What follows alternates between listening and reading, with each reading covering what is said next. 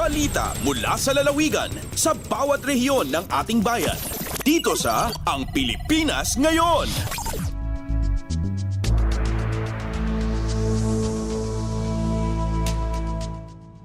Narito na ang bugso ng ating mga regional news. Dumako muna tayo sa rehiyon ng Luzon. 8 proyekto sa ilalim ng Kalahi Seeds Program ipinasakamay ng Department of Social Welfare and Development o DSWD Region 2 sa lalawigan ng Isabela. Narito ang buong balita na ihahatid sa atin ni April Racho mula sa Tuguegarao. 8 proyekto ti mararamat itang dagiti residente ti ili ti Cabatuan, Isabela kalpasan ti turnover ceremony nga indauluan ti Department of Social Welfare and Development wenno DSWD Region 2. Babaan iti kapitbisig laban sa kahirapan, Comprehensive and Integrated Delivery of Social Services wenno Kalahi Seeds. Iti pasada ito iti kapangyarihan at kaunlaran sa barangay Balik Probinsya bagong pag-asa program ti Kalahi Seeds ket pasdat dagiti sub-projects ana ilatangan ti 7.5 million pesos manipod iti DSWD ket surok 195,000 pesos pinagapumati ti LGU. Karaman kadagiti proyekto ti panangipaay ti medical amenities ken emergency response equipment ti barangay health clinic ti barangay Kuling Sentro, panangipasdek ti drainage canal ti barangay Kanan, daycare center ti barangay Kuling West ken San Andres, maysa a classroom ti barangay Del Corpus ken panang semento ti barangay Access Road ti barangay Del Pilar, Nueva Eira ken Sampaloc. Namo na dagiti proyekto ket nabigbig na prioridad ken ipatungpal babaan iti participatory process na ramanan dagiti bumarangay tapno direkta may paay ti masapol dagiti komunidad. Ti aktibidad kaninda uluan ni Regional Director Lucia Suyo Alan ken dagiti opisyal ti Cabatuan LGU. Dayta ti damag manipod Radyo Pilipinas Tuguegarao dayta ni April sa Lucon Racho para iti Radyo Pilipinas World Service. Balita mula sa lalawigan sa bawat rehiyon ng ating bayan. Dito sa Ang Pilipinas Ngayon.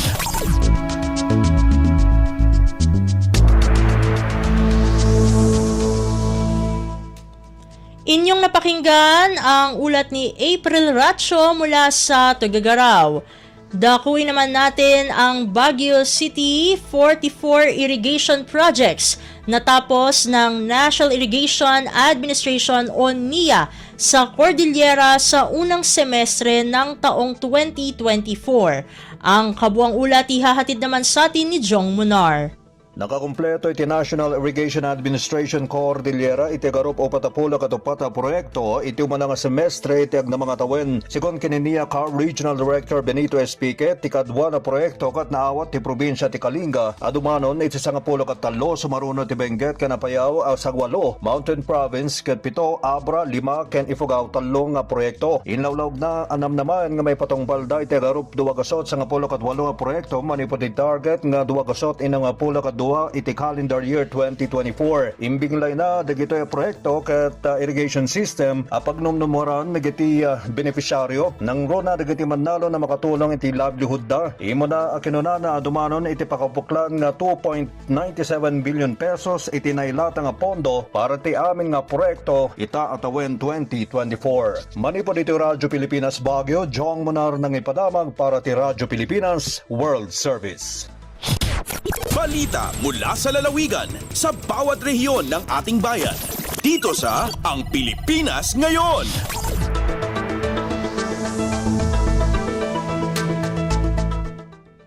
Inyong napakinggan ang ulat ni Jong Munar mula sa Baguio City. Dumako naman tayo sa Virac. Kapulisan sa Catanduanes nag-iimbestiga na patungkol sa natagpuang bangkay sa ilalim ng isang tulay sa naturang lalawigan. Ang detalye ng balita ihahatid naman sa atin ni Juris de la Rosa.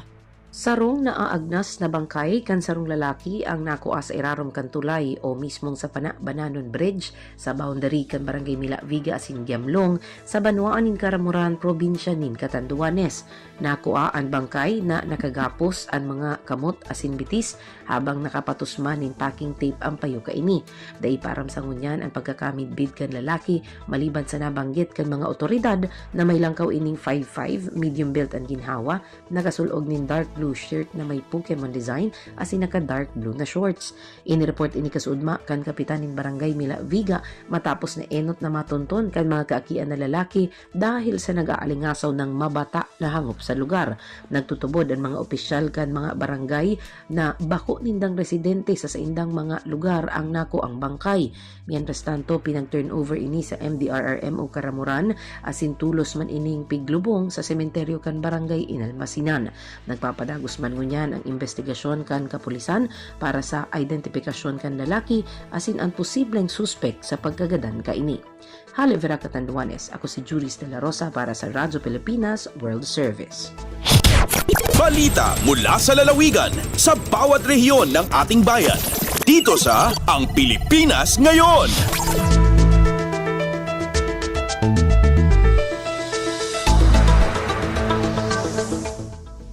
Inyong napakinggan ang ulat ni Juris de la Rosa mula sa Virac. Pumunta naman tayo sa rehiyon ng Kabisayaan. ASEAN Social Security Association Convention gaganapin sa lalawigan ng Bohol ngayong taon. Pakinggan ang kabuang ulat na ihahatid sa atin ni Jessa Agua Ilanan mula sa Cebu. Anaa sa di mo menos 150 kadelegado gikan sa lain-laing nasod sa Southeast Asia ang mutambong sa convention sa Association of Southeast Asian Nation kon ASEAN Social Security Association kon ASA.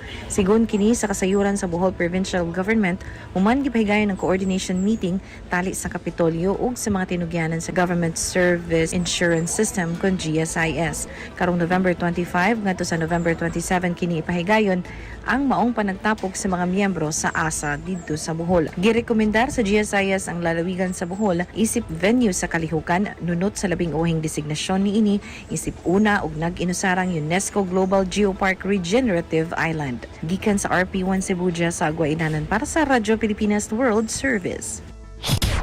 Balita mula sa lalawigan sa bawat rehiyon ng ating bayan. Dito sa Ang Pilipinas Ngayon.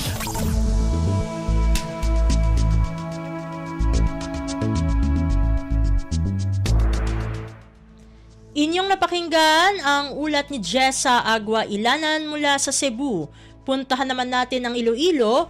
Day visitors ng Bayan ng Libertad sa Antique lagpas na sa target ayon sa Tourism Office. Narito si Hope Torrechante para sa detalye ng balita. Wala pa man nagtakop ang tuig 2024, naglapaw na sa target ang nagainabot nga turista sa Banwa sang Libertad sa probinsya sang Antique. Suno kay Mr. Galahad Garcia, Tourism Officer sang Libertad LGU, masobra na sa 222,084 ang day visitors sang Banwa sa una nga tunga sang tuig 2024. Mas mataas ang masobra 30 kapilo gikan sa 6,000 lang nga ginset nga target sang Tourism Office sini nga tuig. Wala pa nalakip diri ang overnight stays nga naglabot naman sa masobra 4,000 gikan sa 1,500 lamang nga target sini nga tuig. Ginpahayag sang tourism officer nga dako nga numero sang turista ang nagganyat sang Banigan Festival, ang ila Municipal Festival, amo man sang ila ginapabugal nga mga natural wonders kaangay sang Parigusan Itpari kag Baluon Falls. Magluwas diri dugang nga pahayag ni Garcia nga naga-overnight man sa Banwa ang mga pasahero kag bisita nga nagatabok sa Kaluya Island kag Mindoro. Nagikan sa Iloilo ini si Hope Torrechante para sa Radyo Pilipinas World Service. Balita mula sa lalawigan sa bawat rehiyon ng ating bayan. Dito sa Ang Pilipinas Ngayon.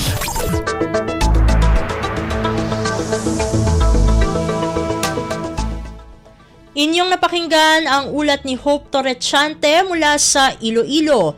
Dumako na tayo sa rehiyon ng Mindanao. Davao City Government inatasan ang lahat ng barangay sa lungsod na bumuo ng Barangay Mosquito-Borne Diseases Task Force. Ang kabuang ulat ihahatid sa atin ni Maymay Benedicto mula sa Davao.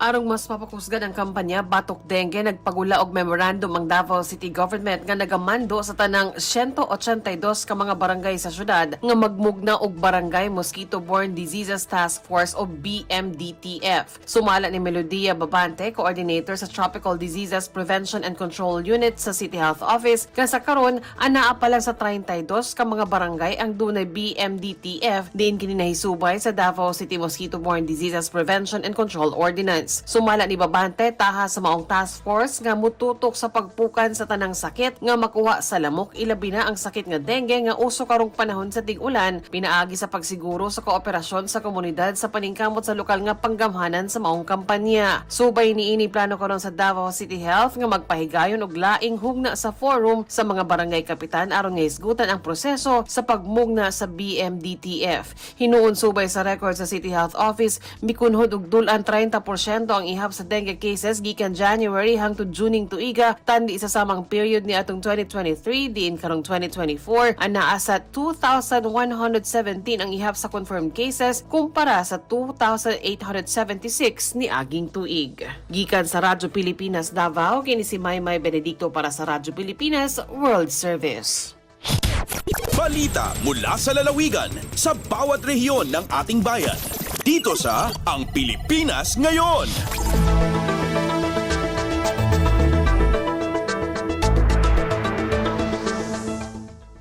Inyong napakinggan ang ulat ni Maymay Benedicto mula sa Davao. Puntahan naman natin ang Butuan. Substance Use Recovery and Enlightenment o SURE program ng pamahalang panlalawigan ng Agusan del Sur nagpatupad ng Contingency Management Initiative para gumaling ang mayroong substance use disorder. Ang detalye ng balita ihahatid naman sa atin ni Jocelyn Morano.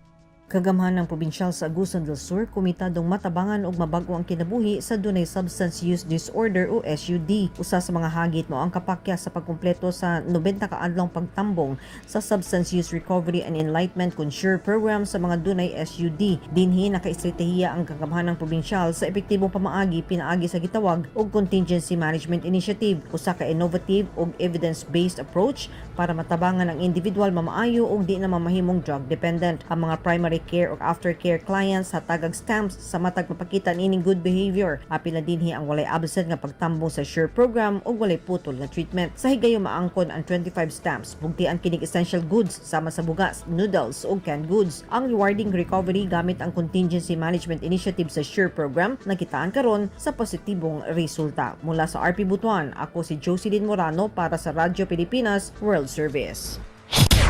Balita mula sa lalawigan sa bawat rehiyon ng ating bayan. Dito sa Ang Pilipinas Ngayon.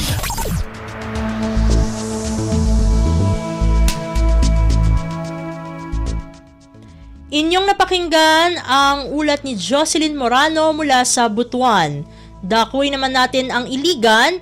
Iligan City Disaster Risk Reduction and Management Office nagbigay abiso sa mga residente sa lungsod na maging alerto dulot ng sama ng panahon. Ang kabuang ulat ihahatid naman sa atin ni Alwidad Bashir. Naghatag og abiso ang tanggapan sa Iligan City Disaster Risk Reduction and Management Office o ICDRRMO ngadto sa mga mulupyo sa syudad tungod sa daotang panahon nga resulta sa localized nga mga thunderstorm nga nag-apekto sa kadaghanan sa Mindanao. Sumala sa pinakabagong weather update nga gipasikaran sa ilang opisyal nga Facebook page, gikan kaniadtong alas 5 sa buntag hangtod sa sunod alas 5 sa buntag sa sunod adlaw. Makasinati ang probinsya sa Mindanao og pag-ulan ug kilat sa laing-laing bahin sa isla. Dugang pa nila adunay mga kauban nga light to moderate nga hangin. Gikan sa habagat ngadto sa sidlakan nga adunay light to moderate nga kahilom. Busa dali nilang gipahibaluan ang lokal na kagamhanan sa mga dapit nga labing prone sa baha ug landslide. Sa bisang unsang krisis o emergency kanunay nga anaa sa pagbantay ang ICDRRMO aron mobalik sa dali nga pagtubag, tabang ug suporta ngadto sa mga nanginganlang labi na sa panahon sa natural nga katalagman ug laing-laing katalagman. Mula sa RP Iligan, Alwidad Bashir para sa Radyo Pilipinas World Service. Balita mula sa lalawigan sa bawat rehiyon ng ating bayan. Dito sa Ang Pilipinas Ngayon.